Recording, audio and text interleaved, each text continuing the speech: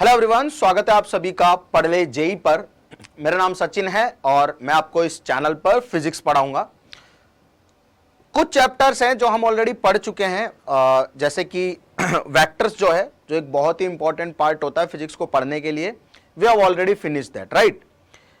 उसके बाद हमने यूनिट्स और डायमेंशन को समझा, क्योंकि उसका यूज हम लगभग हर चैप्टर में करने वाले हैं। फिजिक्स में जो भी चैप्टर हम लोग पढ़ेंगे उसमें यूनिट एंड डायमेंशंस को हम सीखेंगे ही सीखेंगे, और हम बताते हुए भी चलेंगे। जैसे कुछ टर्म्स है फिजिक्स की जो हमें इस चैप्टर में सुनने को मिलेंगी, उनकी भी यूनिट एंड डायमेंशन की चर्चा होगी। और भाई साहब, उसके अलावा जो भी आगे हम पढ़ते जाएंगे सभी की यूनिट्स एंड डायमेंशंस की चर्चा होती रहेगी, तो उनकी यूनिट एंड डायमेंशन हम लेटर ऑन सीखते चले जाएंगे। अब बात आती है बेटा काइनेमैटिक्स पे कि ये क्या है। बेसिकली काइनेमैटिक्स जो है वो मोशन की स्टडी है। किसकी मोशन की भाई? किसी भी ऑब्जेक्ट के मोशन की। ठीक, बिल्कुल सिंपल सी कहानी है। कोई भी ऑब्जेक्ट होगा वो मूव करेगा किसी पर्टिकुलर रेफरेंस फ्रेम में, और हमें उसी पर्टिकुलर रेफरेंस फ्रेम से उस बॉडी की या उस ऑब्जेक्ट की जो मोशन है उसको ऑब्जर्व करना है। That's it. वो कितनी रफ्तार से चल रही है, वो कितनी तेजी से एक्सेलरेट कर रही है, उसे कितना टाइम लग रहा है, डिस्टेंस क्या है, डिस्प्लेसमेंट क्या है, इन्हीं सब चीजों का हमें डिस्कशन करना है। So this is one of the most basic and most important chapter two understand physics. जो आगे रिलेट होगी ना फिजिक्स, उसको अंडरस्टैंड करने के लिए काइनेमैटिक्स बहुत इंपॉर्टेंट है। आगे भी बहुत सारे चैप्टर्स में काम आएगा। लगभग जो फर्स्ट पार्ट है फिजिक्स का 11th का जो IIT JEE में पूछा जाता है, उसमें हर चैप्टर में आपको काइनेमैटिक्स के फंडे यूज करने पड़ेंगे। तो it is very essential to understand these concepts of kinematics. ठीक है, शुरुआत करते हैं बेटा कहानी की रेस्ट एंड मोशन से। बेटा कई लोगों को ऑलरेडी पता होगा कि रेस्ट क्या है और मोशन क्या है। लेट्स से एक छोटा सा एग्जांपल लेते हैं, उस छोटे से एग्जांपल से चीजों को रिलेट करते हैं। ठीक है, मान लीजिए कि मैं आपसे कहूं कि ये पेन है, ये पेन क्या कर रहा है अभी इस अवस्था में, तो आप कहोगे सर पेन जो है वो रेस्ट पे है, स्टेशनरी है। ठीक है, ऐसा। तो ये पेन स्टेशनरी है, मैं भी कहूंगा, ऐसी बात नहीं कि मेरे लिए स्टेशनरी नहीं, बिल्कुल सही बात है। लेकिन स्पेस में कोई पर्सन जो है वो जब इस पेन को देखेगा तो क्या उसके लिए पेन रेस्ट पे है? या मून पे बैठा हुआ कोई पर्सन इस पेन को देखेगा तो क्या पेन रेस्ट पे है? अरे भाई, अर्थ तो रोटेट कर रही है ना। या अपने सोलर सिस्टम के कहीं किसी और प्लैनेट पे या अर्थ से थोड़ा बाहर जाके हम देखेंगे, क्योंकि अर्थ तो रोटेट कर रही है, तो भाई साहब हम ये थोड़ी कहेंगे कि पेन रेस्ट पे है, क्योंकि अर्थ के साथ साथ ये पेन भी रोटेट कर रहा है, मैं भी रोटेट कर रहा हूं। ठीक है, बात समझ में आई? तो रेस्ट जो है ये सेम कहानी मोशन की भी। मोशन और रेस्ट दो ऐसी चीजें हैं जो दो चीजों पे डिपेंड करती। एक, किस टाइम में आप उसे ऑब्जर्व कर रहे हो, उसी टाइम के लिए आप उसकी मोशन को या रेस्ट को जस्टिफाई कर सकते हो, स्पेसिफाई कर सकते हो, बता सकते हो। दूसरा, ऑब्जर्वर कौन है और कहां से चीजों को देख रहा है, जिसे हम रेफरेंस फ्रेम के नाम से भी जानते हैं। ठीक है, तो सबसे पहले हमें रेस्ट और मोशन को समझने के लिए एक छोटी सी चीज समझनी पड़ेगी, जिसे हम कहते हैं रेफरेंस फ्रेम। बहुत ज्यादा बड़ी चीज नहीं है, ठीक है, बहुत बेसिक बात है, और आप लोगों को समझ में भी आएगी कि रेफरेंस फ्रेम है क्या चीज। ऐसा मान लीजिए बेटा, बहुत बेसिक सा एग्जांपल लेता हूं मैं, कि एक गाड़ी यहां पे है, ठीक है, और ऐसा मान लीजिए दूसरी गाड़ी इसके जस्ट सामने है। ठीक है, जस्ट सामने। थोड़ा सा डिफरेंट बनाते हैं गाड़ियों को। ठीक है, ये दोनों गाड़ियां इस डायरेक्शन में मूव कर रही हैं। ठीक है, इसमें भी एक ड्राइवर बैठा गया है, इसमें भी एक ड्राइवर बैठा हुआ है ना। फास्ट एंड फ्यूरियस मूवी वगैरह सबने देखी होगी। ठीक, नाम होता है शायद, एक का नाम पॉल होता है, एक का नाम डोमिनिक होता है ना।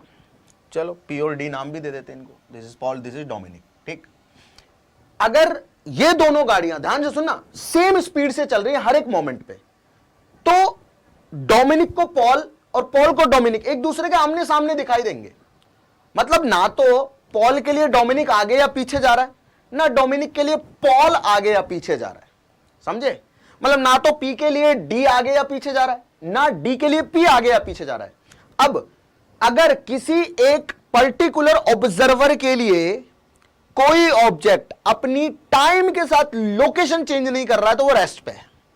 क्या कहा मैंने? किसी ऑब्जर्वर के लिए, जैसे मैं ऑब्जर्वर हूं, मैं कब कहूंगा ये पेन रेस्ट पे है? जब इसकी टाइम के साथ लोकेशन चेंज नहीं होगी। नहीं हो रही है तो भैया मैं कहूंगा ये रेस्ट पे है, मैं देख रहा हूं।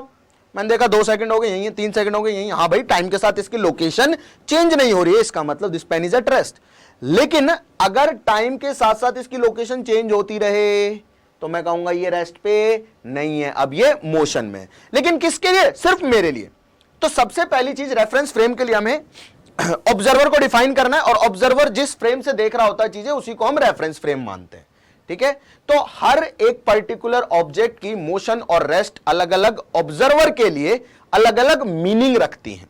ठीक है, अगर यहां पे ग्राउंड पे कोई बच्चा खड़ा है और ग्राउंड से पूछोगे बता भाई डोमिनिक क्या कर रहा है, मैंने पूछा है पॉल तू बता कि डोमिनिक क्या कर रहा है, पॉल कहेगा भाई डोमिनिक तो रेस्ट पे है मेरे लिए डोमिनिक ना आगे जा रहा है ना पीछे जा रहा है, मतलब डोमिनिक रेस्ट पे है। मैं इस बच्चे से पूछूंगा भाई तू बता कि डोमिनिक क्या करे, कहेगा भाई डोमिनिक तो बहुत तेजी से आगे जा रहा है, क्योंकि इसको डोमिनिक की जो पोजीशन है वो चेंज होती हुई दिखाई देगी, क्योंकि डोमिनिक कार में बैठा हुआ है। अब दूसरी चीज, फिजिक्स में हम जितनी भी चीजों को ऑब्जर्व करेंगे ना, ध्यान से सुन लेना मेरी बात को, फिजिक्स में हम जितनी भी चीजों को ऑब्जर्व करेंगे तो हमारे लिए दुनिया में सिर्फ वही चीज बचेगी और सारी चीजें खत्म हो जाएंगी। जैसे मैंने कहा पॉल से कि पॉल भैया ये बताओ डोमिनिक क्या कर रहा है, तो पॉल को क्या करना है? डोमिनिक को देखना है, यानी कि पॉल डोमिनिक को ऑब्जर्व करेगा। देखना मतलब ऑब्जर्व करना, राइट। तो पॉल ने देखा राइट में, पॉल ने देखा डोमिनिक, तो पॉल के लिए दुनिया में कुछ नहीं है, सिर्फ डोमिनिक है। कार वार सारी चीजें गायब हो गई। जब हम किसी चीज को ऑब्जर्व करेंगे, किसी एक ऑब्जेक्ट को ऑब्जर्व करेंगे, किसी एक पार्टिकल को ऑब्जर्व करेंगे, तो दुनिया में हमारे लिए कुछ नहीं बचेगा, सिर्फ वो पार्टिकल रहेगा। तो पॉल को सिर्फ डोमिनिक दिख रहा है, कार नहीं दिख रही, उसके व्हील नहीं दिख रहे, कुछ भी नहीं दिख रहा, रोड नहीं दिख रही, कुछ नहीं दिख रहा, सिर्फ डोमिनिक दिख रहा है। अब पॉल को डोमिनिक है ना रेस्ट पे दिखाई देगा, क्योंकि दोनों गाड़ियां सेम स्पीड से चल रही हैं, जितनी तेजी से ये चल रही है उतनी तेजी से ये भी चल रही है। तो पॉल को हमेशा डोमिनिक रेस्ट पे दिखाई देगा। पॉल कहेगा यार ये तो कहीं जा ही नहीं रहा है। पॉल को पता नहीं है कि गाड़ी में बैठा है या कहां बैठा है, या गाड़ी रोड पे चल रही है, कुछ नहीं है पॉल के लिए दुनिया में। अभी पॉल को सिर्फ और सिर्फ ये डोमिनिक नजर आ रहा है, और पॉल जैसे इधर देख रहा है डोमिनिक हमेशा उसको अपने सामने दिखता है। तो पॉल के लिए तो डोमिनिक रेस्ट पे है। हाँ, लेकिन अगर मैं इस बच्चे की बात करूं, इस बच्चे के लिए पॉल और डोमिनिक दोनों तेजी से आगे जा रहे हैं, और इनफैक्ट सेम स्पीड से आगे जा रहे हैं। ये बोलेगा कि दोनों के दोनों सेम स्पीड से मेरे लिए आगे जा रहे हैं। कैसे? अगर इस बच्चे की बात करूं तो इस बच्चे को भी सिर्फ पॉल और डोमिनिक दिख रहे हैं, और दुनिया में कुछ नहीं दिख रहा, कार वार कुछ नहीं दिख रही। इसको नहीं पता कि ये कार में बैठे हैं, सिर्फ पॉल और डोमिनिक दिख रहे हैं, और दोनों जूम तेजी से आगे जा रहे हैं। तो ये बच्चा कहेगा कि भाई दोनों आगे जा रहे हैं। तो इस बच्चे के लिए डोमिनिक मोशन में है, बट पॉल के लिए डोमिनिक रेस्ट पे है। For Paul Dominic is at rest, but for this बच्चा डोमिनिक इज एट मोशन। तो देखो रेफरेंस फ्रेम का कितना ज्यादा फर्क पड़ा किसी एक ऑब्जेक्ट के रेस्ट और मोशन में होने का। एक ही ऑब्जेक्ट रेस्ट में भी हो गया किसी एक ऑब्जर्वर के लिए, और मोशन में भी हो गया किसी एक ऑब्जर्वर के लिए। अब इसके बहुत सारे एग्जांपल है, खैर हमें अपने दिमाग को पूरा खोल के रखना है ना 100% कैपेबिलिटी यूज करनी है अपने ब्रेन की। एनीवेज आई होप कि आपको रेफरेंस फ्रेम समझ में आया। अब इसको मैं बोलूं कि ये रेफरेंस फ्रेम है S1 और ये रेफरेंस फ्रेम है S2, तो जो डोमिनिक है या मिस्टर डी है वो S1 के रिस्पेक्ट में रेस्ट पे है और S2 फ्रेम के रिस्पेक्ट में मोशन में है। तो यही है बेटा रेफरेंस फ्रेम का सारा खेल। क्या है बेटा? यही है रेफरेंस फ्रेम का सारा खेल। अलग अलग रेफरेंस फ्रेम में जो बॉडीज हैं उनकी मोशन और रेस्ट अलग अलग वे में डिफाइन होती हैं। एब्सोल्यूट और absolute motion are not define. अलग अलग रेफरेंस फ्रेम में डिफाइन कर सकते हैं। मुझे रेफरेंस फ्रेम बताओ कि मुझसे पूछा डोमिनिक क्या कर रहा है, तो मैं पूछूंगा भाई पहले ये बता किसके लिए क्या कर रहा है। इसके लिए रेस्ट पे है, इसके लिए आगे बढ़ रहा है। सिंपल सी बात है, ठीक है? क्लियर है सभी लोगों को? जैसे एक और छोटा सा एग्जांपल लेते हैं।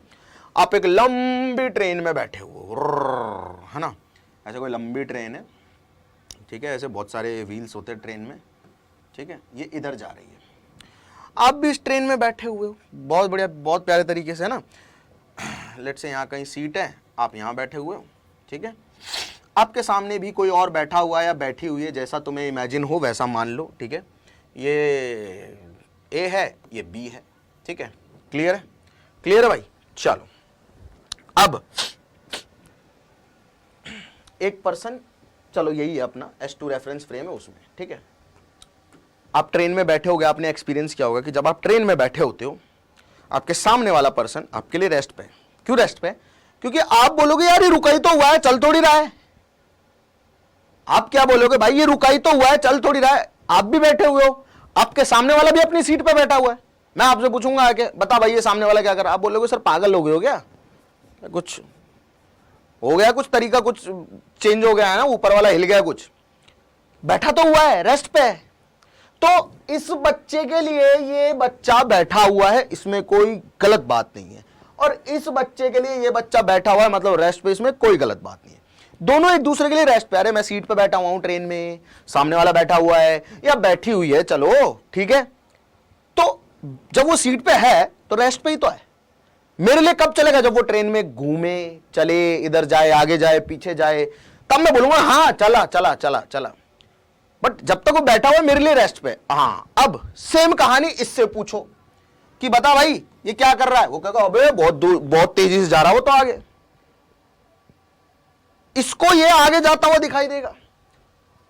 ऑब्वियसली ट्रेन आगे जा रही है, बट मैं तो ट्रेन को ऑब्जर्व नहीं कर रहा ना। मैं तो इससे पूछूंगा कि ये बता ये ए और बी क्या कर रहे हैं, तो ये बोलेगा दोनों सेम स्पीड से आगे जा रहे हैं। क्योंकि जब कोई ऑब्जर्वर ऑब्जर्व करेगा ना चीजों को, तो again I am स्टेटिंग this thing कि दुनिया में सारी चीजें खत्म हो जाएंगी, सिर्फ वो ऑब्जेक्ट रह जाएंगे जिन ऑब्जेक्ट्स को हम ऑब्जर्व कर रहे हैं। तो सिर्फ और सिर्फ दुनिया में ए और बी रहेंगे। अब ट्रेन जा रही है क्योंकि आगे, तो ए और बी दिखेंगे इसको सिर्फ आगे जाते हुए ऐसे, ठीक है। तो ये बोलेगा अरे बहुत तेजी से आगे जा रहे हैं, right.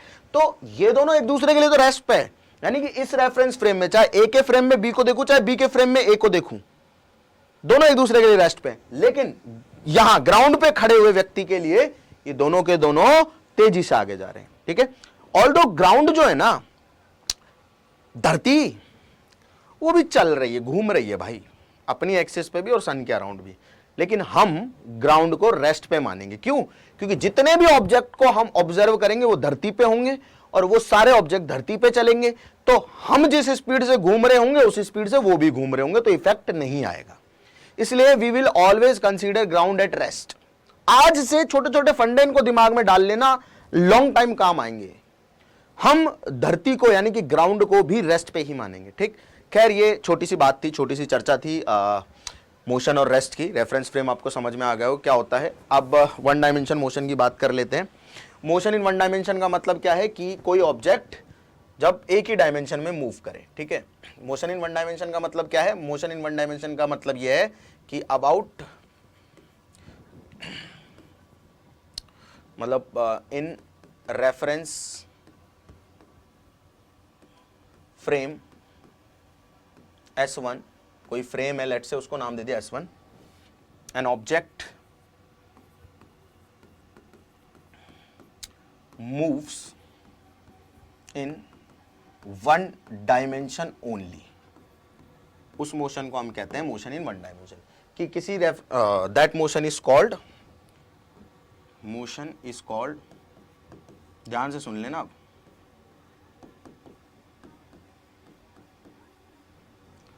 Motion in one dimension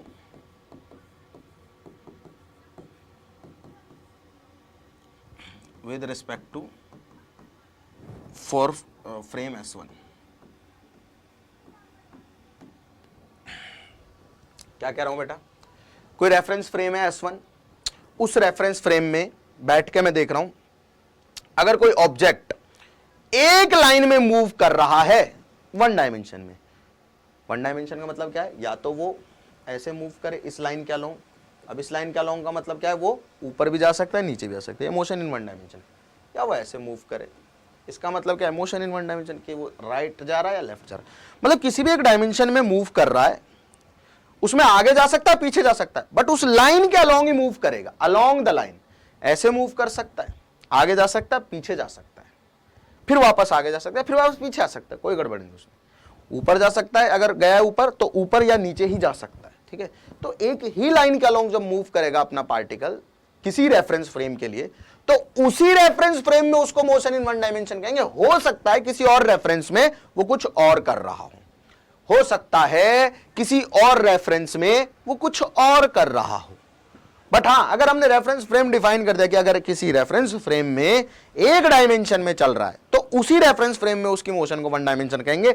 universally वो मोशन वन डायमेंशन हो, कोई जरूरी नहीं। ठीक, क्लियर, नाइस।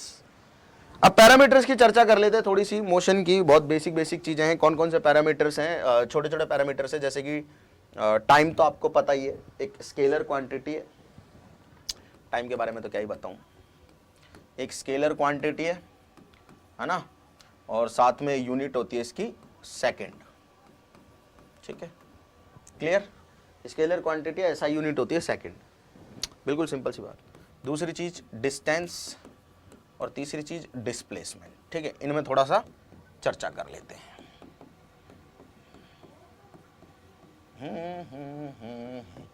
तो डिस्प्लेसमेंट क्या है, डिस्टेंस क्या है, इस पे थोड़ी सी चर्चा कर लेते हैं। ठीक है, मान लीजिए ये पॉइंट है ए, ठीक है, और ये पॉइंट है बी। ठीक है, पहले डेफिनेशन बता देता हूं। डिस्टेंस का मतलब होता है पाथ लेंथ, और ये होता है डिस्प्लेसमेंट का मतलब होता है शॉर्टेस्ट डिस्टेंस भी बोलते हैं इसको, या फिर इसको और direct distance between initial and final point भी बोलते हैं।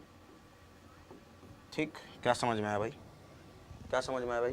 सर कुछ नहीं, अभी आपने समझाया भी नहीं, क्या समझ में आएगा? ठीक है, समझा देता हूं। मान लीजिए एक पॉइंट है ए, एक पॉइंट है बी।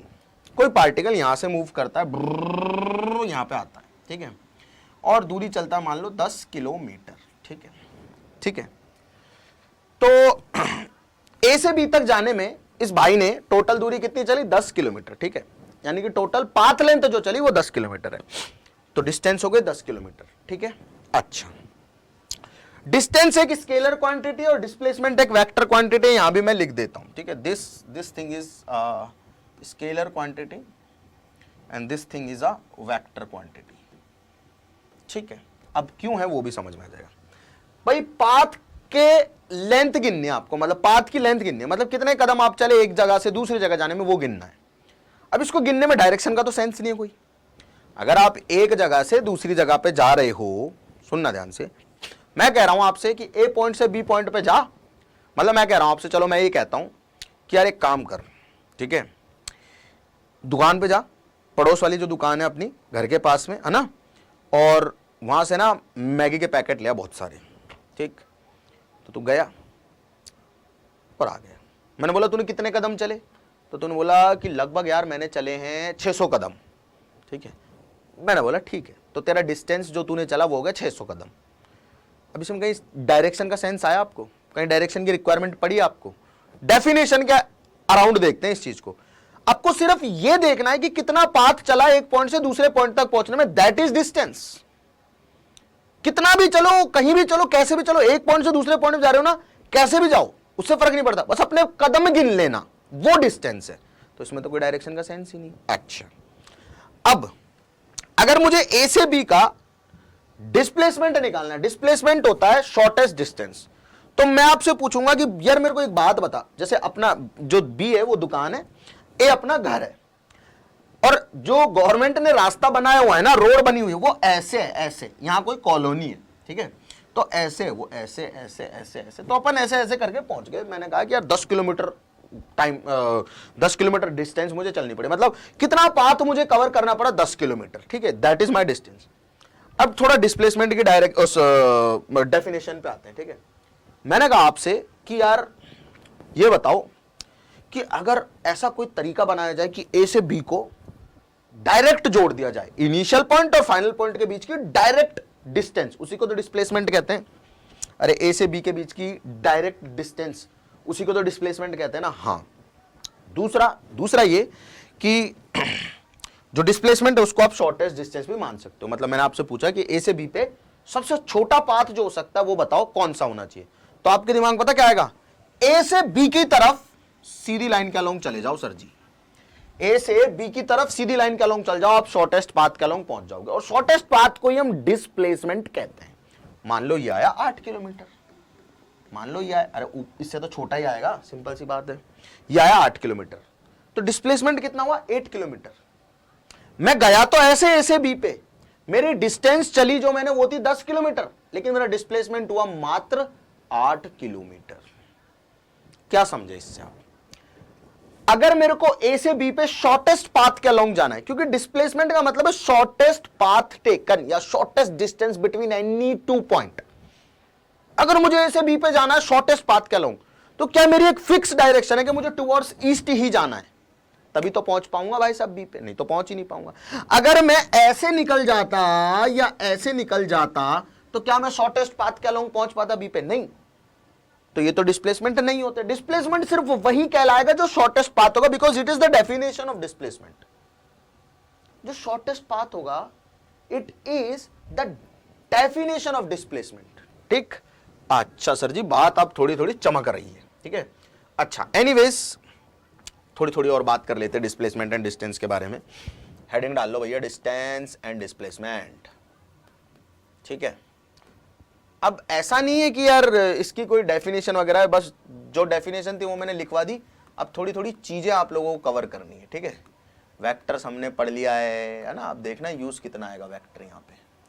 ठीक है जी सर, ऐसी बात है, तो देखते हैं कितना यूज आएगा सही में।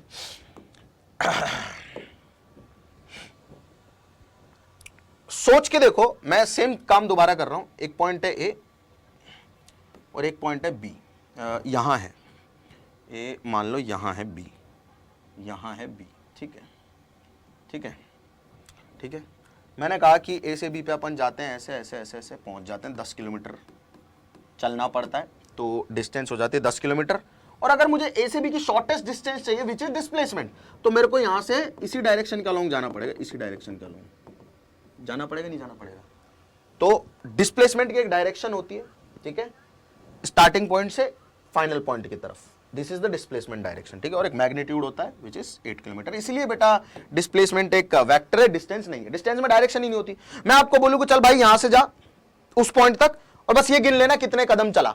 अब तू कैसे भी जा भाई, तेरी मर्जी है, मुझे तो तेरे कदम चाहिए, वो डिस्टेंस है, डेफिनेशन है डिस्टेंस की। डिस्प्लेसमेंट क्या होगा? Displacement is very simple thing. मैं कहूंगा भाई साहब ए से बी पे शॉर्टेस्ट पाथ ट्रेवल करके जा, तो तू ए की डायरेक्शन चुनेगा, आपको पता चल जाएगा कि यार यही डायरेक्शन है जिसके थ्रू अपन बी पे पहुंच सकते हो, तो ये डिस्प्लेसमेंट है। तो डेफिनेशन में छुपा हुआ है सारा मैटर कि स्केलर होगा, वेक्टर होगा, या क्या होगा, क्या कहानी, ठीक है।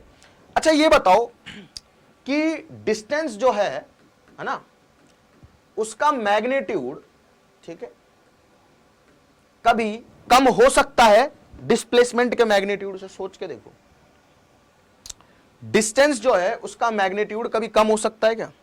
मतलब पाथ लेंथ कभी भी कम हो सकती है। इसी एग्जांपल में है सारा छुपा हुआ मसाला डिस्टेंस और डिस्प्लेसमेंट का, ठीक है। मतलब मैं किसी भी पाथ के अलोंग जाऊं, क्योंकि भाई शॉर्टेस्ट पाथ जो है वो तो अपने आप में डिस्प्लेसमेंट है, यानी कि डिस्टेंस जो होगा वो तो हमेशा क्या होगा, बड़ा ही होगा डिस्प्लेसमेंट के मैग्नीट्यूड से। तो डिस्टेंस का मैग्नीट्यूड जो है इज ग्रेटर देन डिस्प्लेसमेंट का मैग्नीट्यूड। डिस्प्लेसमेंट, ठीक है,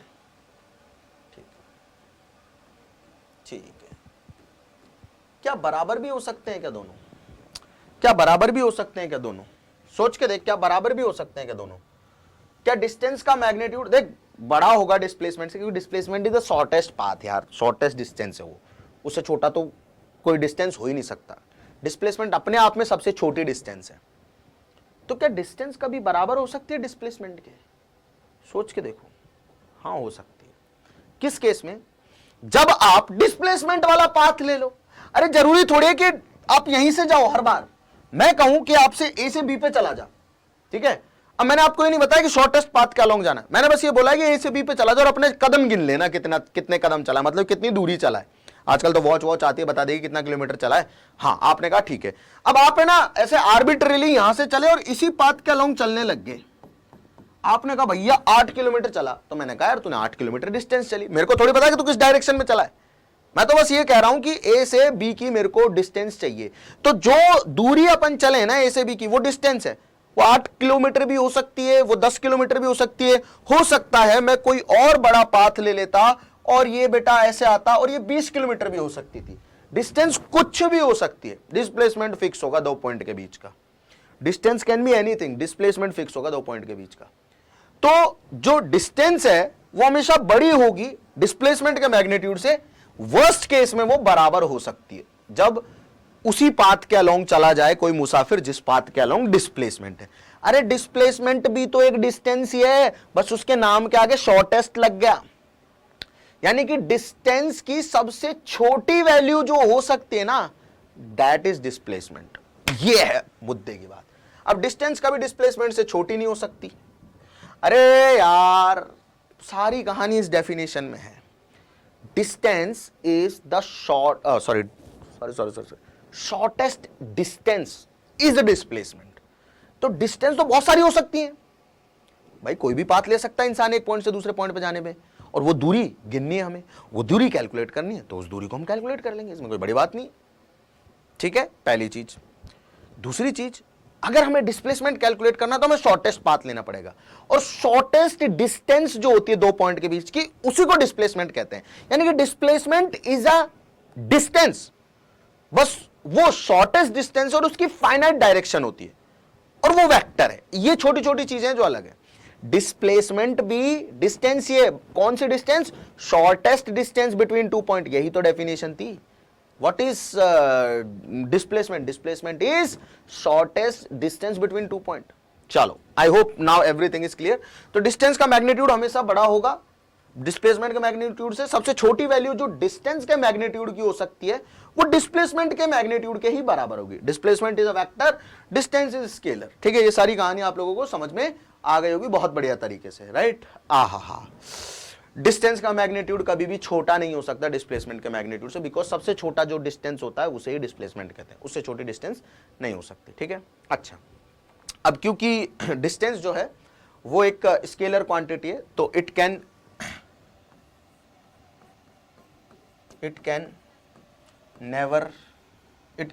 विल ऑलवेज बी पॉजिटिव। ये पॉजिटिव ही रहेगी। It will always, it can never be negative लिख देता हूं, चलो, it can never be negative. ये नेगेटिव नहीं हो सकती। मतलब तूने कितने कदम चले, क्योंकि डायरेक्शन तो है ही नहीं, तूने कितने कदम चले भाई, तूने जितने भी कदम चले तू गिनेगा। अब वो या तो 1 होंगे या 2 होंगे या 3 होंगे या 4 होंगे या 5 होंगे, तो एक पॉजिटिव नंबर आएगा। It will always be positive.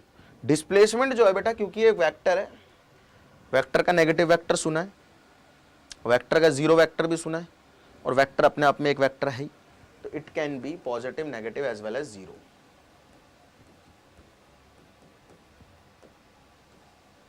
Positive, negative as well as zero. ठीक है, पॉजिटिव भी हो सकती है, नेगेटिव भी हो सकती है, और जीरो भी हो सकती है। क्या? डिस्प्लेसमेंट। डिस्टेंस कभी भी नेगेटिव नहीं होगी। ठीक है, दो पॉइंट के बीच की दूरी कभी नेगेटिव हो सकती है कि नहीं होगी ना? दूरी मतलब टोटल लेंथ जो है, नेगेटिव कैसे होगी? वो तो भाई एक मैग्नीट्यूड ही आएगा, उसमें डायरेक्शन तो है नहीं। बट डिस्प्लेसमेंट एक वेक्टर है। ठीक है, it can B negative, it can be positive, it can B zero. ठीक है, अगर मैं ए से बी का डिस्प्लेसमेंट देखूं तो 8 किलोमीटर है, लेकिन बी से ए का देखूंगा तो डिस्प्लेसमेंट वेक्टर ऐसा आएगा, तो -8 किलोमीटर लिखना पड़ेगा। मतलब मैग्नीट्यूड 8 होगा, बट वेक्टर जो है उसको ऐसे प्रेजेंट करना पड़ेगा, डायरेक्शन फ्रॉम बी टू ए। तो ए बी वेक्टर का वो उल्टा वेक्टर बन जाएगा बी ए वेक्टर। तो it can B negative, it can also be zero. कैसे जीरो होगा डिस्प्लेसमेंट? देख भाई, अरे डिस्प्लेसमेंट कैसे जीरो होगा भाई? देख भाई, मैं एक पॉइंट से चला, ठीक है,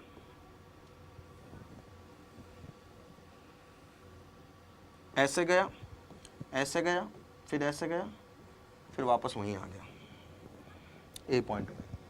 बताओ मेरा डिस्प्लेसमेंट क्या है? इनिशियल पॉइंट और फाइनल पॉइंट सेम है।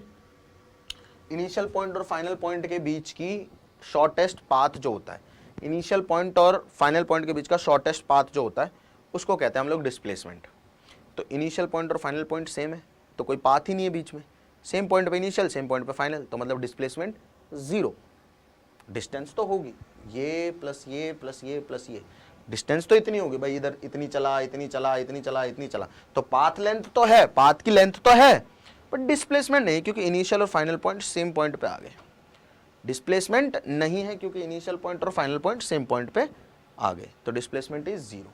ठीक है, क्लियर सभी लोगों को? अब डिस्टेंस को हम बेटा एस से दिखाएंगे फिजिक्स में, ठीक, एस से डिनोट करेंगे, एस फॉर सचिन, और डिस्प्लेसमेंट को हम एक्स से डिनोट करेंगे, एक्स तो सबके पास ही होगा, कभी ना कभी तो होगा ही, ठीक है। Anyways, so distance we will denote in physics distance by S, displacement by X, ठीक है। क्लियर है यहां तक की बात? बहुत बेसिक बातें थी एंड आई होप आप लोगों को बहुत बढ़िया तरीके से ये समझ में भी आ चुकी है, ठीक है। अब जो डिस्टेंस और डिस्प्लेसमेंट में अंतर है ना, वही वेलोसिटी और स्पीड में अंतर है, समझना ध्यान से, ठीक है। तो difference between speed and velocity, ठीक है, सुनना जरा ध्यान से। वही सेम एग्जांपल, ए पॉइंट है, बी पॉइंट है, आप चले यहां से, ठीक है, ऐसे आए 10 किलोमीटर चल के, ठीक है। तो मैंने कहा बेटा आपकी स्पीड जो है, स्पीड का फॉर्मूला होता है, स्पीड को हम दिखाएंगे v से, ठीक है। स्पीड का फॉर्मूला होता है total distance by total time, ठीक है। मैंने कहा कि ए से बी पे जाने में एक आदमी, मतलब इस पाथ क्या लॉन्ग लिया, मैंने कहा कि टाइम टेकन जो रहा वो 2 घंटे रहा, कितना रहा, 2 आवर्स, ठीक है। अच्छा, तो मैंने पूछा बताओ स्पीड कितनी है, तो आपने कहा सर डिस्टेंस चली इसने 10 किलोमीटर और टाइम लिया इसने 2 घंटे, तो अपने पास में इसकी स्पीड की वैल्यू आ गई, कितनी आ गई, 5 किलोमीटर पर आवर, ठीक है। हाँ, लेकिन मैंने पूछा आप बताओ इसकी वेलोसिटी क्या है। अब वेलोसिटी जो होती है ना, वो होती है डिस्प्लेसमेंट बाय टाइम, और इसको हम v से दिखाएंगे, बट इसके ऊपर साइन लगाएंगे तीर का, वेक्टर है, वेलोसिटी को v से दिखाएंगे, इसको भी v से दिखाएंगे, बट इसमें हम साइन नहीं लगाएंगे, इसमें साइन लगाएंगे तीर का, ठीक है, निशान। तो ये होता है टोटल डिस्प्लेसमेंट, ठीक है, डिवाइडेड बाय टोटल टाइम। बहुत ही प्यारी बात है।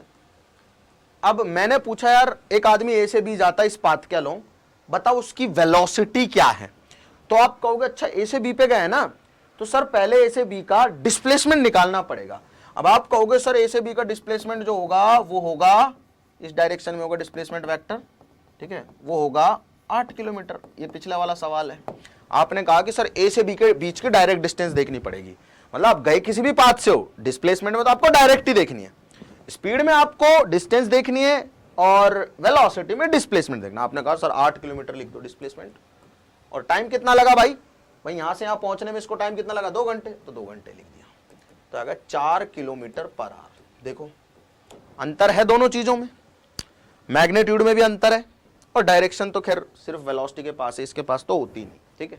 ध्यान से सुनना भी, आप एक पॉइंट से दूसरे पॉइंट पे किसी भी पाथ के अलोंग जाओ, उस पाथ की लेंथ को कैलकुलेट करो, उसे टाइम से डिवाइड कर दो, 2 घंटे में पहुंचे ना यहां से यहां तक, तो भैया ये आ गया आपके पास में स्पीड।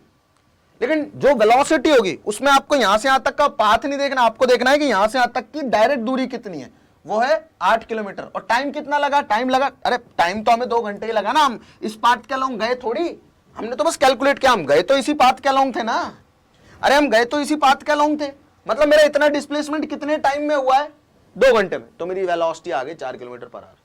ये नहीं कि मैं एक अलग पाथ ट्रैवल किया हूं अलग टाइम में, नहीं, ए से बी पे गया इस पाथ के अलोंग, तो डिस्प्लेसमेंट हुआ इतना 8 किलोमीटर, कितने टाइम में, 2 घंटे में। ये भैया 2 घंटे में क्यों, क्योंकि मैंने 2 घंटे लगाए यहां से यहां पहुंचने में, मैंने 2 घंटे लगाए यहां से यहां पहुंचने में, ठीक है। तो 2 घंटे में जब मैं यहां से यहां पहुंचा तो डिस्प्लेसमेंट कितना हो, डिस्प्लेसमेंट के लिए मैंने 2 घंटे में दोनों पॉइंट को मिलाया तो देखा, पता चला 8 किलोमीटर है। तो 2 घंटे में मेरा पाथ तो ये था, लेंथ थी उसकी 10 किलोमीटर, लेकिन डिस्प्लेसमेंट हुआ सिर्फ 8 किलोमीटर 2 घंटे में, ठीक है।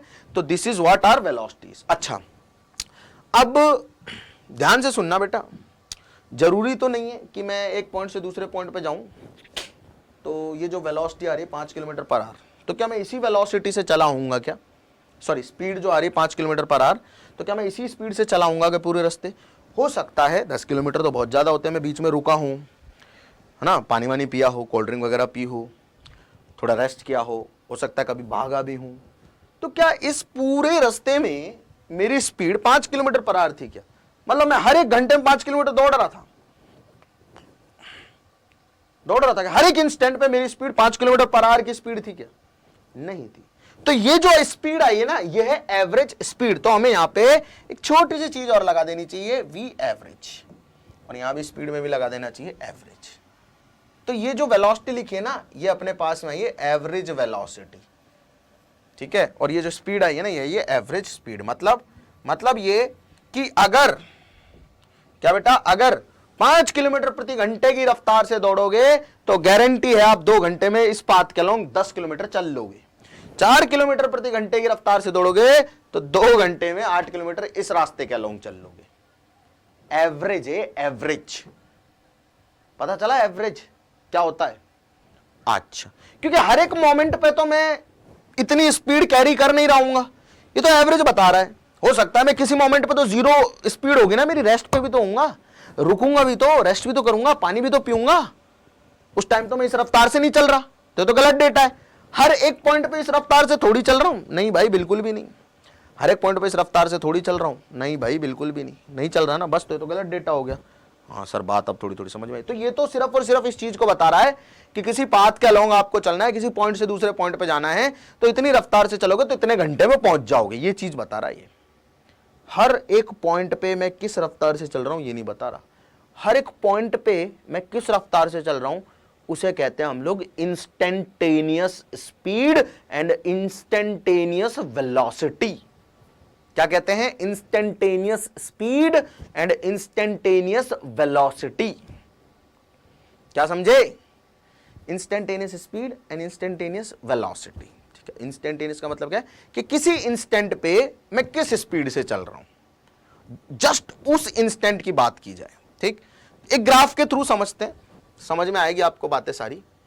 लेट अस से कि अपने पास में एक ग्राफ है, ठीक है, कोई पार्टिकल है, टाइम के साथ उसकी ना जो पोजीशन है ऐसे चेंज हो रही है, देखना जरा ध्यान से। टाइम के साथ जो है, आई होप आप लोगों को डिफरेंशिएशन वगैरह का थोड़ा बहुत आइडिया होगा। मैं कह रहा हूँ टाइम के साथ जो है पार्टिकल की पोजीशन, लेट से पोजीशन है कुछ डी वेक्टर, डी मान लेते हैं, डी इज पोजीशन, ऐसे चेंज हो रही है, ऐसे चेंज हो रही है, मान लो ये ऐसे चेंज हो रही है पार्टिकल की पोजीशन, ठीक है। मान लो पार्टिकल यहाँ से स्टार्ट किया, ए यहाँ से, ये है पॉइंट पी, ठीक है, और पार्टिकल यहाँ पे पहुँचा, दिस इज पॉइंट क्यू, ठीक है। मतलब टाइम के साथ साथ पार्टिकल का जो पोजीशन है या डिस्प्लेसमेंट है वो बढ़ता जा रहा है, मतलब पोजीशन ओरिजिन के रिस्पेक्ट में पार्टिकल की बढ़ती जा रही है। दिस इज ओरिजिन, ओरिजिन के रिस्पेक्ट में पार्टिकल पहले यहाँ पे, ठीक है, और फिर जैसे थोड़ी देर बाद यहाँ आ गया, फिर थोड़ी देर बाद यहाँ आ गया, फिर थोड़ी देर बाद यहाँ आ गया, फिर थोड़ी देर बाद, मतलब दिस इज पोजीशन या लोकेशन ऑफ पार्टिकल ओरिजिन के रिस्पेक्ट में, मतलब पार्टिकल की जो डिस्टेंस है ओरिजिन से, दूरी जो है बढ़ती जा रही है। अरे वाई एक्सिस पे क्या है? दूरी ओरिजिन से, एक्स एक्सिस पे क्या है? टाइम। धीरे धीरे जैसे टाइम बीतता जा रहा है, पार्टिकल जो है उसकी जो दूरी है ओरिजिन से बढ़ती जा रही है, ठीक है, दूरी बढ़ रही है बस, ठीक। ग्राफ पढ़ना आता होगा आप सभी लोगों को। तो मैंने कहा कि यार यहाँ पे पार्टिकल जो है, ठीक है, उसकी पोजीशन थी ओरिजिन के रिस्पेक्ट में d1, ठीक है, यहाँ पे उसकी दूरी थी d2, मतलब ये एक्स एक्सिस वाई एक्सिस पे दूरी है ना अपने पास में, तो p पे जब था टाइम था मान लो t1, ठीक है, और यहाँ टाइम हो गया मान लो t2, ठीक है, क्लियर है।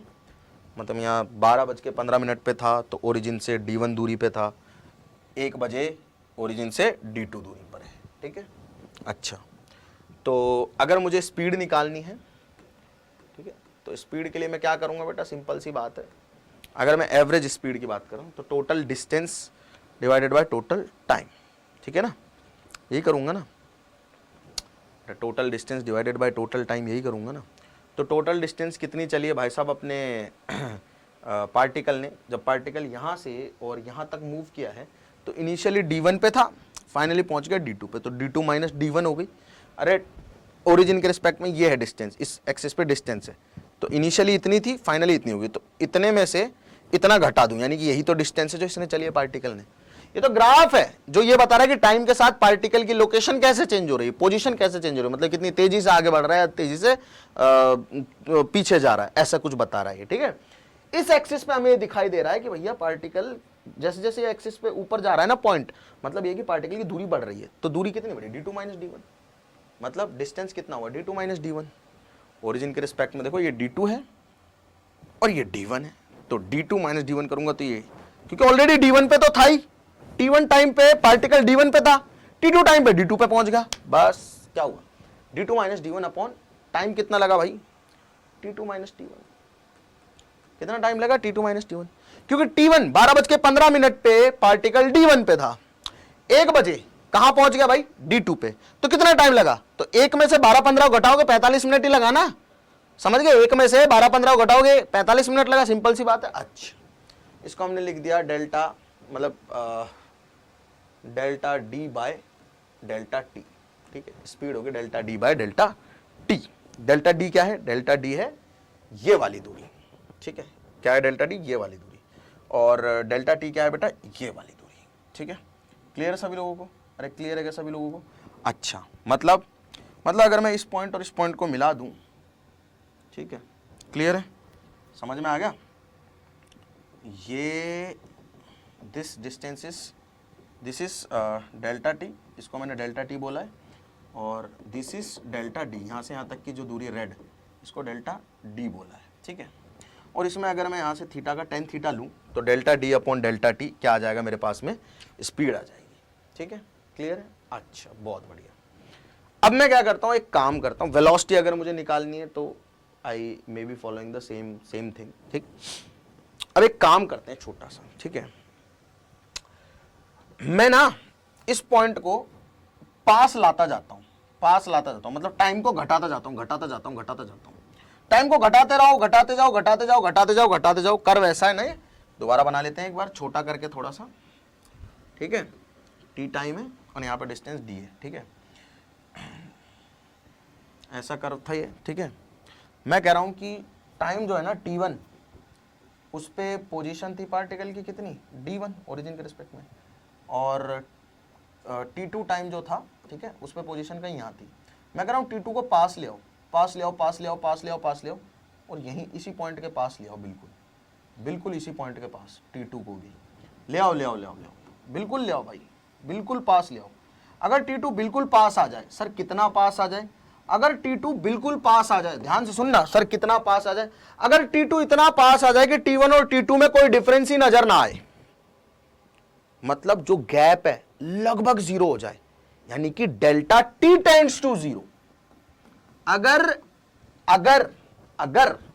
अरे भाई देख, एक तो गैप है टाइम का, मैंने बोला 12:15 पे चला और 1 बजे पहुंचा, यहां इस पॉइंट पे यही बोला था ना, 12:15 पे चला 1 बजे पहुंचा, तो एक गैप है। मैं पूछूं 12:01 पे चला और 12:01 पे ही बता तू मेरे को कि कितनी स्पीड है, तो एग्जैक्टली उस इंस्टेंट पे जाना पड़ेगा, मतलब डेल्टा टी जो है वो 0 हो गया, लगभग क्लोज टू 0। डेल्टा टी 0 होने का मतलब क्या है, डेल्टा टी 0 होने का मतलब है कि एक इंस्टेंट पे बात हो रही है। मैं पूछूं आपसे कि 12:15 और 36 सेकंड पे बताइए कितनी स्पीड है, तो एक इंस्टेंट हो गया, अब गैप नहीं है, this is an instant. Instant का मतलब है कि भैया आपने इस गैप को बिल्कुल कॉन्ट्रैक्ट कर दिया, यानी कि t1 और t2 ना 0 बहुत पास है। t1 और t2 का डिफरेंस है ना डेल्टा t, वो 0.000000006-7 बार 0 लगा के फिर 1 इतना सेकंड। अब इसको तो मेजर भी नहीं किया जा सकता, फील भी नहीं किया जा सकता, ठीक है। अच्छा, अब मैं क्या करूंगा, अगेन अब इसको जूम करते हैं थोड़ा सा, ठीक है, इस गैप को जूम करते हैं, ठीक है, जूम इन किया, इसको यहां बना रहा हूं, यहां बनाया तो ये ऐसा दिख रहा है, कुछ ऐसा, मतलब ये है डेल्टा टी जो अप्रोक्सीमेटली 0 के बराबर है। ये है अपने पास में बेटा क्या है ये, अच्छा इस वाले पे डेल्टा डी था, ठीक है, और ठीक है ये वाला एंगल था थीटा, ठीक है, क्लियर है सभी लोगों को। अच्छा, अब क्योंकि इस पॉइंट पे कर्व पे दोनों पॉइंट बहुत पास हैं, तो जो ये वाली लाइन है ना, ये कर्व पे क्या हो जाएगी बेटा, टेंजेंट हो जाएगी। क्या हो जाएगी बेटा, टेंजेंट हो जाएगी। ये वाली लाइन है ना, क्योंकि ये वाला पॉइंट और ये वाला पॉइंट बहुत पास है, बहुत, ये तो जूम इन करके दिखा तो ऐसा दिख रहा है, ये एक्चुअल में बहुत पास है। अरे 2 पॉइंट हैं किसी कर्व पे, है ना, मैं कह रहा हूं ठीक है, उन दोनों को मिलाने वाली लाइन खींच दो। पहला पॉइंट ये रहा, ध्यान से देखना, और दूसरा पॉइंट भी इसी में मिला हुआ, बिल्कुल इसके क्लोज पॉइंट है। तो इन दोनों को मिलाने वाली लाइन क्या होगी बेटा? टेंजेंट होगी इस कर्व पे। होगी कि नहीं होगी? बिल्कुल सही बात है सर, है ना। थोड़ी थोड़ी मैथ्स, थोड़ी थोड़ी ज्योमेट्री तो यूज करनी पड़ेगी भाई, बिल्कुल सही बात है ना। तो बेटा ऐसे केस में क्या करते हैं हम लोग, जब ये टेंजेंट आ गई ना, सुनना जरा ध्यान से, तो हमने टेन थीटा लिखा, टेन थीटा आ गया delta D upon delta T, इसको हम डेल्टा एक्स मान लेते हैं अभी के लिए। चलो इधर डी मान लिया मैंने, कोई नहीं, डेल्टा एक्स मान लेंगे उसको, कोई बड़ी बात नहीं है, ठीक है। सुनना जरा ध्यान से, इस पॉइंट पे जो टेंजेंट डाली है ना, इसका जो स्लोप होगा ये थीटा, इसका जो टेन होगा वो होगा इस पॉइंट पे वेलोसिटी, या इस पॉइंट पे स्पीड, इंस्टेंटेनियस। क्या मेरे भाई? इंस्टेंटेनियस। क्योंकि देखो टेन थीटा निकालोगे तो अपने पास में आएगा delta x upon delta D. ये मान लेता हूं मैं डेल्टा एक्स है यार, ठीक है, आप लोग डी मान लोगे तो डी डी गलत काम हो जाएगा, ठीक है। डेल्टा एक्स मान लेते हैं इसको, ठीक है। अगर मैं टेन थीटा लिखता हूं, अगर मैं टेन थीटा लिखता हूं, ये जो अपन ने टेंजेंट मारी है, इसका स्लोप लिखता हूं मैं, विच इज थीटा, ठीक है। स्लोप लिखूंगा तो टेन थीटा बराबर आ जाएगा उस डायग्राम से delta x by delta t, और limit delta T tends to zero. और ये सारी चीजें बेटा डेल्टा जो है डी से क्या हो जाएगा? रिप्लेस हो जाएगा, और ये बन जाएगा D X by D T. क्या बन जाएगा भाई? D X by D T. क्या बन जाएगा भाई? D X by D T. यानी कि जो डिस्टेंस और टाइम के ग्राफ पे किसी भी पॉइंट पे टेंजेंट का स्लोप होगा वो होगा इंस्टेंटेनियस स्पीड, और डिस्प्लेसमेंट टाइम ग्राफ पे, डिस्प्लेसमेंट टाइम ग्राफ पे जो किसी भी पॉइंट पे कर्व के स्लोप होगा टेंजेंट का, वो होगा वेलोसिटी। सिंपल सी बात है एकदम, ठीक है। आई होप आपको ये चीज समझ में आई है, ऑल्दो हम इसको दोबारा एक बार थोड़ा डिस्कस करेंगे। नोट करो पहले फटाफट, नोट कर लिया सभी ने? चलो, तो यार हमने यहां पे मुद्दे की बात ये सीखी है कि अगर हमको एवरेज स्पीड या एवरेज वेलोसिटी निकालनी हो, ध्यान से सुन लेना भाई, वी एवरेज ये क्या है? एवरेज स्पीड है, और वी एवरेज ये क्या है? एवरेज वेलोसिटी है, ठीक है।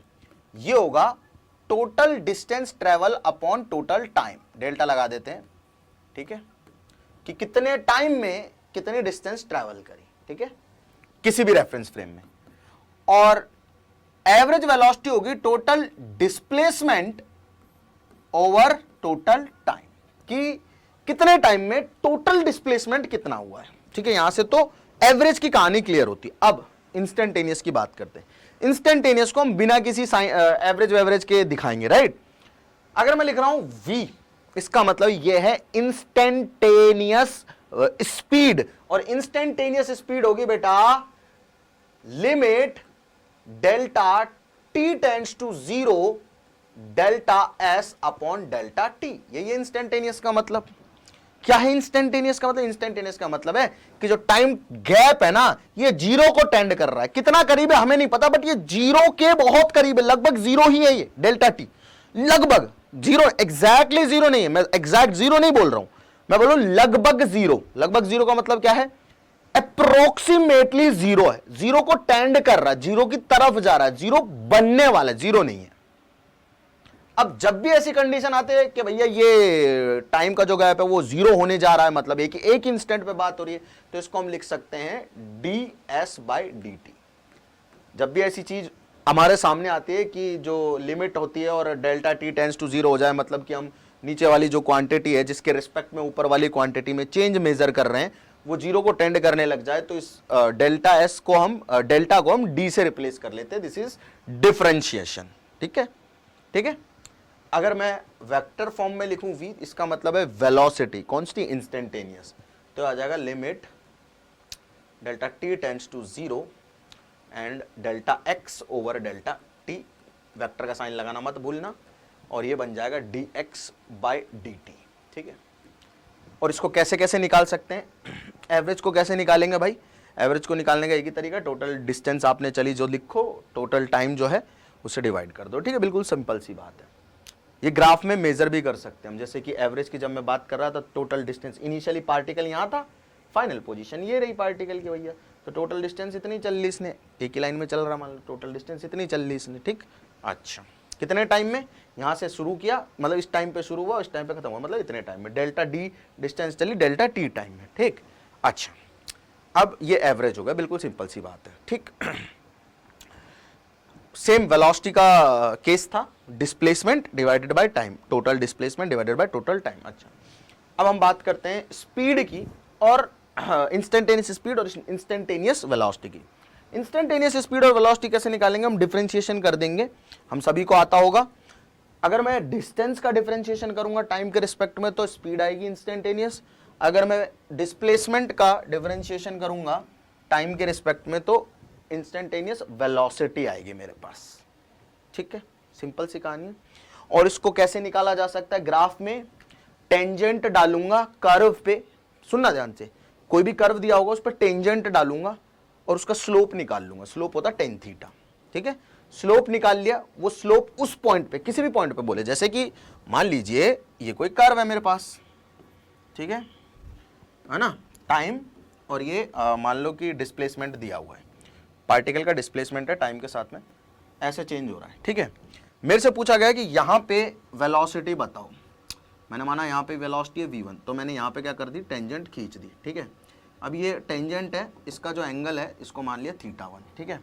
तो स्पीड जो होगी यहाँ पे या वेलोसिटी जो होगी इस पॉइंट पे v1 वो होगी tan θ1, स्लोप का एंगल निकाल लूंगा, उसका tan ले लूंगा, मतलब बेसिकली जो टेंजेंट है उसका स्लोप निकालना है, ठीक है। मुझे पूछा जाए यहाँ पे वेलोसिटी कितनी है, तो मैं पॉजिटिव एक्स एक्सिस के साथ एंगल लेना है टेंजेंट का, याद रखना। मैं यहाँ पे एक टेंजेंट डाल दूंगा, भाई इस टेंजेंट का पॉजिटिव एक्स एक्सिस के साथ एंगल है लेट्स से θ2, तो स्पीड हो जाएगी v2, क्योंकि ये एंगल्स अलग अलग हैं। और आपको ये भी समझ में आ रहा है कि स्लोप जो है वो कंटिन्यूअसली बढ़ रहा है, देखो इस पॉइंट पे स्लोप निकालोगे ना तो वो ज्यादा आएगा, देखो ज्यादा आ रहा है, देख लो θ3, तो इस पे स्पीड ज्यादा आ जाएगी v3। मतलब क्या है कि वेलोसिटी जो है, ठीक है, अगर स्लोप बढ़ रहा है किसी पर्टिकुलर कर्व के अलोंग, मेरे को डिस्प्लेसमेंट टाइम कर्व दिया हुआ है, खैर ग्राफ की हम पूरी चर्चा 2-3 लेक्चर तक करेंगे, डोंट वरी अबाउट इट, और एक कोशिश करेंगे बड़े लेक्चर में सारी चीजें खत्म हो जाएं, ठीक। अगर मुझे ये पता चल जाए, क्या पता चल जाए बेटा, कि कोई कर्व दे रखा है डिस्प्लेसमेंट टाइम का, उसमें मुझे ये बताया गया है कि टाइम के साथ पार्टिकल का डिस्प्लेसमेंट कैसे हो रहा है, तो डिस्प्लेसमेंट पे किसी भी पॉइंट पे अगर मुझे वेलोसिटी पूछी जाएगी तो मैं टेंजेंट डालूंगा और उस टेंजेंट का क्या निकाल दूंगा, स्लोप, बस वो स्लोप ही उस पॉइंट पे वेलोसिटी है। अब देखो स्लोप के द्वारा मैं हर एक पॉइंट पे वेलोसिटी निकाल सकता हूं, लेकिन मुझे अगर एवरेज वेलोसिटी निकालनी है किसी एक टाइम t1 से लेकर t2 में, तो मैं क्या करूंगा, टोटल डिस्प्लेसमेंट देखूंगा इस एक्सिस पे कितना हुआ, डिवाइड कर दूंगा टोटल टाइम से, वो तो आ जाएगी एवरेज वेलोसिटी। लेकिन इंस्टेंटेनियस वेलोसिटी कैसे निकालूंगा, जिस भी पॉइंट पे निकालनी है ना उस पॉइंट पे टेंजेंट मारो और भैया पॉजिटिव एक्स एक्सिस के साथ उसका एंगल का tan यानी कि स्लोप निकाल दो, टेंजेंट मारो और उसका पॉजिटिव एक्स एक्सिस के साथ स्लोप निकाल दो, ये तरीका है इंस्टेंटेनियस वेलोसिटी निकालने का। I hope you got it right. चलिए अब थोड़ी कहानी जो है वो स्टार्ट करते हैं सवालों के अराउंड। कुछ अब बहुत सारे सवाल होंगे इस क्लास में, हालांकि जो मैं आपको होमवर्क करने के लिए भी दूंगा बहुत सारे, और बहुत सारी प्रॉब्लम्स होंगी जो हम नेक्स्ट क्लास में डिस्कस कर रहे होंगे, राइट। हाँ, तो हमें बोला गया इन 1 second a particle goes from point A to B moving in a semicircle of radius 1 metre. देखो बेटा एक सेमी सर्कल है ऐसा, ठीक है, जिसकी रेडियस दे रखी है हमें 1 मीटर। ये पॉइंट A मान लेते हैं, ये पॉइंट B मान लेते हैं, पार्टिकल ऐसे गया, यहां से दौड़ के यहां पहुंचा। मुझे कहा गया कि एवरेज वेलोसिटी का मैग्नीट्यूड बता दो, what is the magnitude of average velocity, ठीक है, रेडियस 1 मीटर दे रखी है, एवरेज वेलोसिटी बतानी। यहां से यहां तक जाने में इसको टाइम लगा है 1 सेकेंड। एवरेज वेलोसिटी जो होती है, ठीक है, वेलोसिटी की बात कर रहा है, वो होती है टोटल डिस्प्लेसमेंट। एवरेज की बात कर रहा है तो टोटल लिखूंगा डिवाइडेड बाय टोटल टाइम। अब मुझे देखना है टोटल डिस्प्लेसमेंट कितना हुआ है, ठीक। पार्टिकल यहां पे था, यहां पहुंच गया, इनिशियल पॉइंट ये रहा, फाइनल पॉइंट ये रहा, इनिशियल पॉइंट से फाइनल पॉइंट को मिलाया, ठीक है, ये है डिस्प्लेसमेंट। कितना होगा ये, इस सेमी सर्कल की डायमीटर के बराबर। ये दूरी 1 है तो ये दूरी भी 1 मीटर होगी, अरे ये रेडियस बन जाएगी ना। तो टोटल जो ए और बी के बीच की दूरी है जिसको मैं डिस्प्लेसमेंट बोल रहा हूं वो है 2 मीटर। कितनी है बेटा, 2 मीटर, ठीक है। डिवाइड कर दो इसको टाइम, भाई यहां से यहां पहुंचने में टाइम कितना लिया, मतलब इस डिस्प्लेसमेंट में, देखो पाथ से किसी से भी आए हमको तो डिस्प्लेसमेंट देखना है, पाथ से किसी से भी आए हमको तो डिस्प्लेसमेंट देखना है। हमने कहा कि यार यहां से आया ना, ठीक है, मेरे को मतलब नहीं, मेरे को निकालनी वेलोसिटी, मुझे चाहिए डिस्प्लेसमेंट इतना। कितने टाइम में ए से बी पे पहुंचा है, पहुंचा तो इस पाथ से तो नहीं आया, ठीक है, पाथ से फर्क नहीं पड़ता, कितने टाइम में यहां पे आया, 1 सेकंड में, लिख दिया भैया 1 सेकंड। एवरेज वेलोसिटी आ गई अपने पास में कितनी, 2 मीटर पर second, which is B option, B option correct है। ठीक, क्लियर है। किसी भी पाथ से एक पॉइंट से दूसरे पॉइंट पे जा रहा है, मुझे उसके टाइम जो है जिस पाथ के अलोंग पहुंचने में लिया, भाई टाइम तो उसको 1 सेकंड लगाए ना यहां से यहां तक, तो मैंने कहा भाई टाइम 1 सेकंड लगा है, हाँ भाई बिल्कुल सर 1 सेकंड लगा है। तो अगर यहां से यहां तक का टाइम 1 सेकंड लगा है तो मेरे को टाइम तो 1 ही सेकंड लेना है, लेकिन मेरे को चाहिए डिस्प्लेसमेंट, तो यहां से यहां तक जब पहुंचा तो डिस्प्लेसमेंट कितना हुआ, इतना, यानी कि 1 सेकंड में 2 मीटर का डिस्प्लेसमेंट हुआ है, 1 सेकंड में 2 मीटर का डिस्प्लेसमेंट हुआ, इसी को तो वेलोसिटी कहते हैं, डिस्प्लेसमेंट डिवाइडेड बाय टाइम, मतलब 1 सेकंड में 2 मीटर का डिस्प्लेसमेंट हुआ है, पर यूनिट टाइम में जो डिस्प्लेसमेंट हो रहा है ना, दैट इज वेलोसिटी, ये यूनिट यही बता रही हो, इसी पे खेलेंगे हम। इसका मतलब क्या है कि 2 मीटर डिस्प्लेसमेंट हो रहा है 1 सेकंड में, खत्म कहानी, सिंपल एकदम। ठीक, चलो एक और सवाल है, इसमें बोला गया है कि particle moves along a semi circular path, ऐसा सही सवाल है।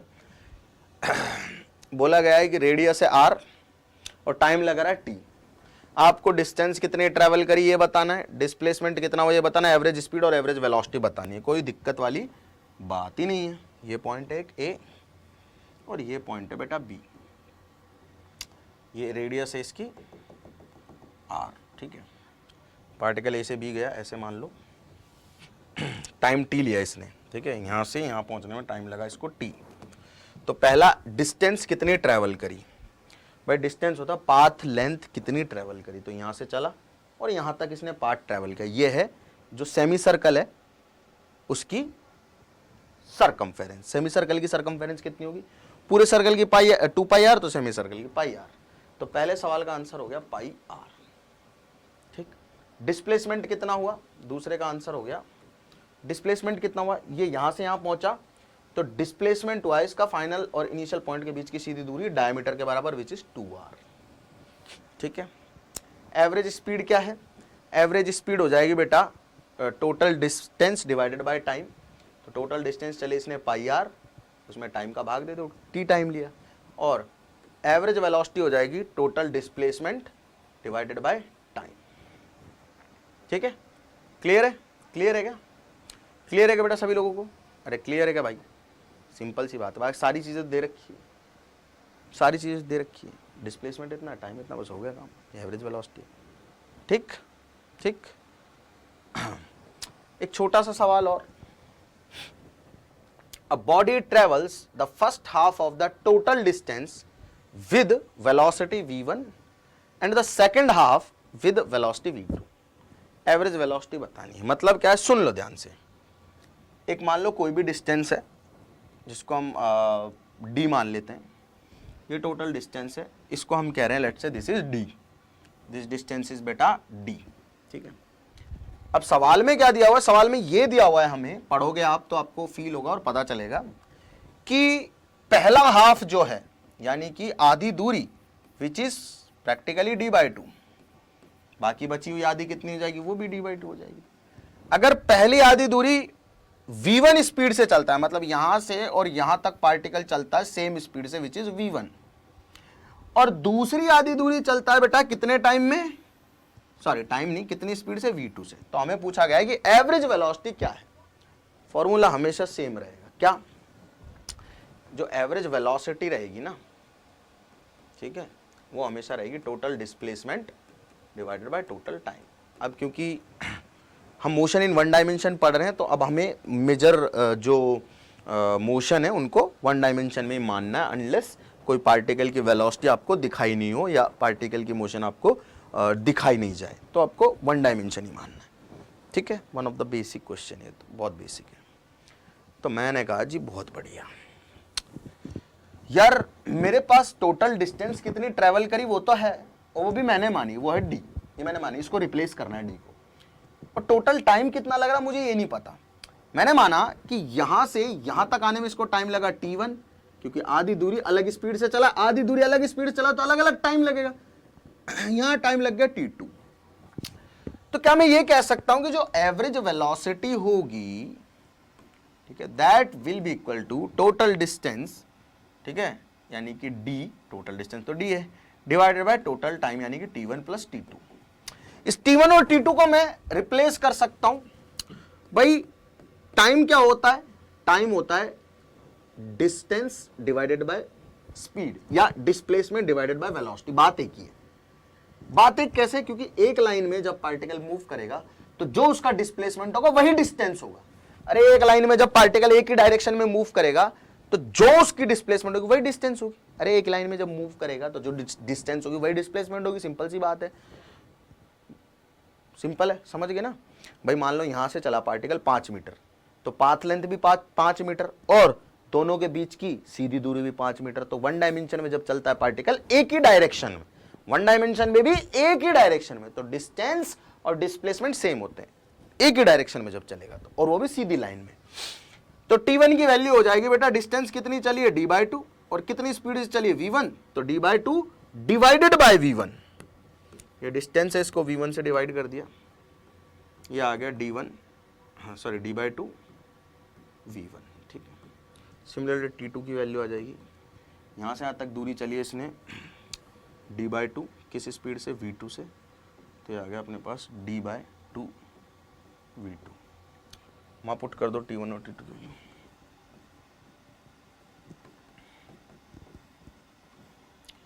d/2 v1 plus d/2 v2, ठीक है। यहाँ एलसीएम ले लेते हैं, मतलब एलसीएम तो क्या ही लेते हैं, एक काम कर लेते हैं, इस पूरे को सॉल्व कर लेते हैं, ठीक है। तो d बाय, यहाँ सॉल्व कर लेता हूँ रफ में, अरे रफ वर्क, यहाँ थोड़ा स्पेस ले लेते रफ के लिए। d/2v1 प्लस d/2v2, तो 2v1v2 हमारा एलसीएम आ गया।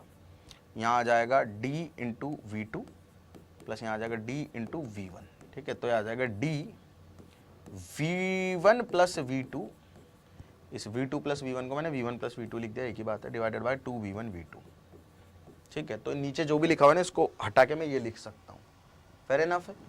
चलो, तो हमने लिखा भी, ऐसा किया भी, d divided by d v1 plus v2 divided by 2v1v2, ठीक है। d से d कट गया और एवरेज वेलोसिटी अपने पास आ गई, एवरेज स्पीड भी सेम आएगी, 2v1v2 upon v1 plus v2, simple, ठीक, क्लियर, एकदम बढ़िया से सभी लोगों को, कोई दिक्कत वाली बात नहीं, कोई परेशानी नहीं।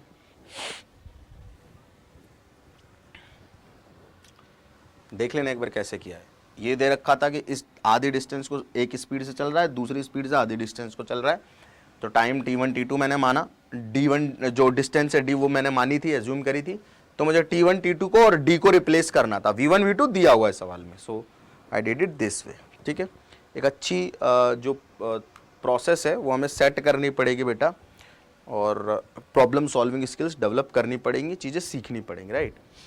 अच्छा, हमें बोला गया है एक्सेलरेशन क्या होता है भाई? एक्सेलरेशन होता है एक वेक्टर क्वांटिटी है और ये होता है rate of change of velocity, ठीक है। क्या होता है बेटा? ये rate of change of velocity, जिस रेट से वेलोसिटी चेंज हो रही है,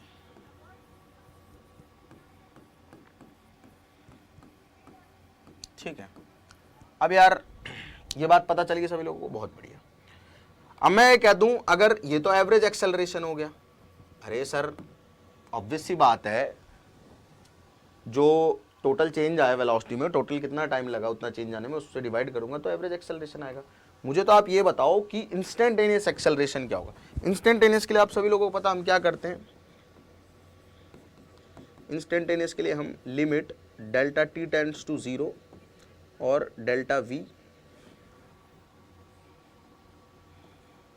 अपॉन डेल्टा टी कर देते हैं, और ऐसा करते ही ये डेल्टा साइन डिफरेंशिएशन से रिप्लेस हो जाएगा and it will become d v by D T.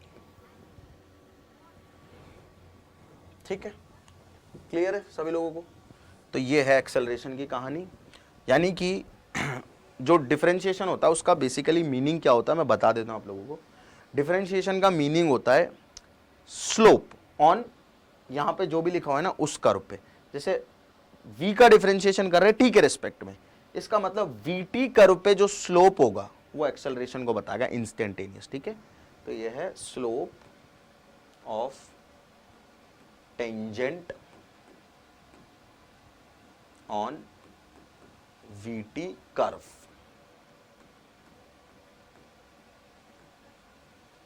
ठीक, क्लियर? ये इंपॉर्टेंट है और ये आप लोगों को समझ में आना चाहिए एकदम।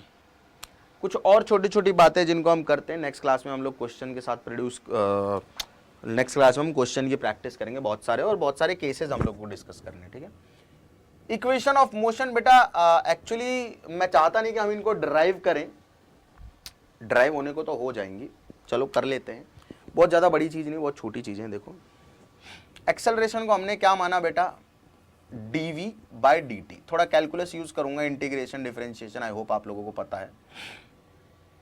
इस dt को इधर ले जाता हूं तो dv बराबर आ जाता है a dt। ठीक है, अब हम ये मान लेते हैं कि t बराबर 0 पे जो स्पीड थी वो थी u, और किसी टाइम t पे स्पीड हो गई v, तो 1 का इंटीग्रेशन dv के रिस्पेक्ट में होगा v, और लिमिट रखी जाएंगी u से v। आई होप आप लोगों को इंटीग्रेशन आता है, थोड़ा बहुत सीख लिया होगा। ठीक, उसके बाद a का dt के रिस्पेक्ट में इंटीग्रेशन होगा a इंटू टी। ठीक है, अरे कांस्टेंट का इंटीग्रेशन, कांस्टेंट तो बाहर आ जाएगा, 1 का dt के रिस्पेक्ट में t हो गया, जैसे 1 का dv के रिस्पेक्ट में v हुआ। ठीक, और इंटीग्रेशन के बाहर लिमिट लग जाएगी 0 से t, तो अपर लिमिट रखो v माइनस लोअर लिमिट रखो u बराबर a, अपर लिमिट रखो t माइनस लोअर लिमिट रखो 0। ठीक है, तो ये आ गया v माइनस u बराबर at। ठीक है, अच्छा तो v बराबर आ गया अपने पास में u प्लस at। ये क्या बता रही है इक्वेशन, पहली इक्वेशन है। ठीक है, न्यूटन के मोशन की, और क्या बता रही है इक्वेशन, ये इक्वेशन सिर्फ और सिर्फ ये बता रही है कि एट t बराबर 0 स्पीड अगर या वेलोसिटी अगर u है, तो at any time t velocity v हो जाएगी, ऐसे निकाली जाएगी। मतलब किसी टाइम t बराबर 0 पे स्पीड अपनी u है, वेलोसिटी अपनी u है, तो किसी टाइम t पे अपन वेलोसिटी ऐसे लिख सकते हैं। अच्छा, अब यहां एक चीज याद रखनी है, न्यूटन की इक्वेशन ऑफ मोशन में जो ये इक्वेशंस है न्यूटन की मोशन की, ये सारी इक्वेशन जो कांस्टेंट एक्सेलरेशन होता है उसी केस में अप्लाई होती है। जहां एक्सेलरेशन वेरी कर जाए, जो कि हम काफी सारे सवालों में करेंगे भी, तो हम कैलकुलस का यूज करते हैं। ठीक है, दूसरी इक्वेशन थी उसको मैं लिख देता हूं, x is equals to ut plus half a t square. ठीक है, और ये दूसरी इक्वेशन थी न्यूटन की मोशन की, और तीसरी इक्वेशन थी v स्क्वायर बराबर u स्क्वायर प्लस 2ax। ठीक है भाई, ठीक है, ये तीसरी इक्वेशन थी। मतलब समझे कुछ, तीनों इक्वेशन में इनिशियल वेलोसिटी और तीनों इक्वेशन में एक्सेलरेशन है। न्यूटन की मोशन की इक्वेशन ओनली वैलिड, ये याद रखना बस, हर जगह मत लगा देना, व्हेन, क्योंकि अब अपन जेई की तैयारी कर रहे हैं, मजाक नहीं कर रहे, नवी से बाहर निकल चुके हैं, नवी में सवाल नहीं आते थे कैलकुलस के, ऑब्वियस सी बातें यहां आएंगे। एक्सेलरेशन इज कांस्टेंट, जब एक्सेलरेशन कांस्टेंट है तभी वैलिड हैं ये सभी इक्वेशंस। जब एक्सेलरेशन कांस्टेंट है तभी वैलिड है ये सभी इक्वेशंस मेरे बेटे। ठीक है, क्लियर है सभी लोगों को? कोई दिक्कत, कोई परेशानी, कोई समस्या, कोई कष्ट, कोई दुविधा, कुछ नहीं? चलो अब थोड़ा आगे चलते हैं। ठीक है, थोड़ी थोड़ी कहानी और कर लेते हैं।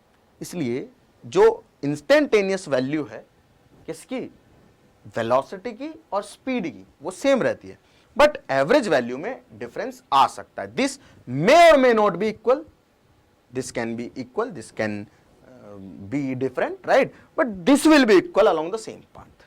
ठीक है, बहुत इंपॉर्टेंट चीज थी याद रखने वाली कि एवरेज वेलोसिटी और average displacement, sorry average velocity और average speed, they can have different magnitude, but average instantaneous velocity and instantaneous speed, they will always have the same magnitude, ठीक है, for the same particle motion.